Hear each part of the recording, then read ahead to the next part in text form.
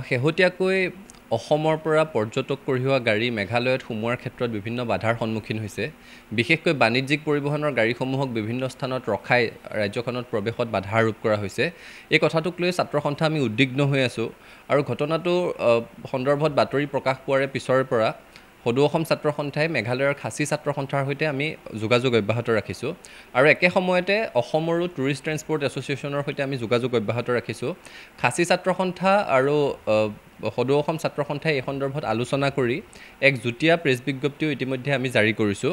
খাচী ছাত্ৰ সন্থাই আমাক স্পষ্টভাৱে জনাইছে যে এই ধৰণৰ কোনো ঘটনাত তেওঁলোক জড়িত নহয়, বৰঞ্চ তেওঁলোকে শংকামুক্তভাৱে অসমৰ পৰা যাতে পৰ্যটকসকল আৰু পৰ্যটক কঢ়িওৱা গাড়ীসমূহ মেঘালয়লৈ অহা যোৱা কৰিব পাৰে এই ক্ষেত্ৰত ইতিবাচক পদক্ষেপ গ্ৰহণ কৰিব বুলি জনাইছে। আৰু আমি দুয়োটা সংগঠনে সদৌ অসম ছাত্ৰ সন্থা আৰু খাচী ছাত্ৰ সন্থাই আমি অসম চৰকাৰ আৰু মেঘালয় চৰকাৰক দাবী জনাইছোঁ যাতে তেওঁলোকে নিজৰ মাজতো এই বিষয়টোক লৈ আলোচনা কৰে আৰু বিষয়টোৰ সমাধানৰ এটা পথ প্ৰশস্ত কৰে।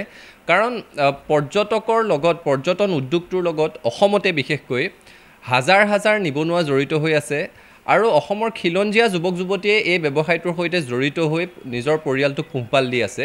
গতিকে এই ধৰণৰ ঘটনাসমূহে পৰ্যটন উদ্যোগত ব্যাপক প্ৰভাৱ পেলায়। আমি উত্তৰ পূৰ্বাঞ্চল ছাত্ৰ সংগঠনৰ অংশ হিচাপে সদৌ অসম ছাত্ৰ সন্থা আৰু খাচী ছাত্ৰ সন্থাই সদায়ে অসম আৰু মেঘালয়ৰ মাজত যাতে এটা সুসম্পৰ্ক থাকে, অসম মেঘালয়ৰ মানুহৰ মাজত যাতে বন্ধুত্বপূৰ্ণ সম্পৰ্ক থাকে তাৰ কাৰণে চেষ্টা কৰি আহিছোঁ আৰু এই ক্ষেত্ৰতো আমি আহ্বান জনাম যাতে দুয়োখন চৰকাৰে নিজৰ মাজত আলোচনা কৰি এই বিষয়টোৰ সমাধান কৰে আৰু অসমৰ পৰা পৰ্যটক আৰু পৰ্যটক কঢ়িওৱা গাড়ীসমূহ যাতে শংকামুক্তভাৱে মেঘালয়লৈ অহা যোৱা কৰিব পাৰে সেই পৰিৱেশৰ সূচনা কৰিবৰ কাৰণে দাবী জনাইছোঁ। চাওক, মূল কথাটো হৈছে যে গোটেই বিষয়টোৰ উত্তেজনাই সমাধান নানে।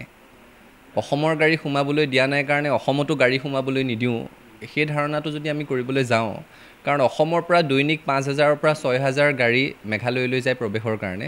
সেই 5-6 গাড়ীৰ সৈতে প্ৰতিখন গাড়ীৰ সৈতে এজন দুজনকৈ লোক যদি জড়িত হৈ আছে, প্ৰত্যক্ষভাৱে 5,000-6,000 তাত গাড়ীৰ চালকসকল আছে, গাড়ী চোৱা চিতা কৰা মানুহসকল আছে, তাত গাড়ীৰ মালিকসকল আছে, সকলোৰে এটা জড়িত হৈ পৰ্যটন উদ্যোগ। গতিকে এই উদ্যোগটোত ব্যাপক প্ৰভাৱ পৰে।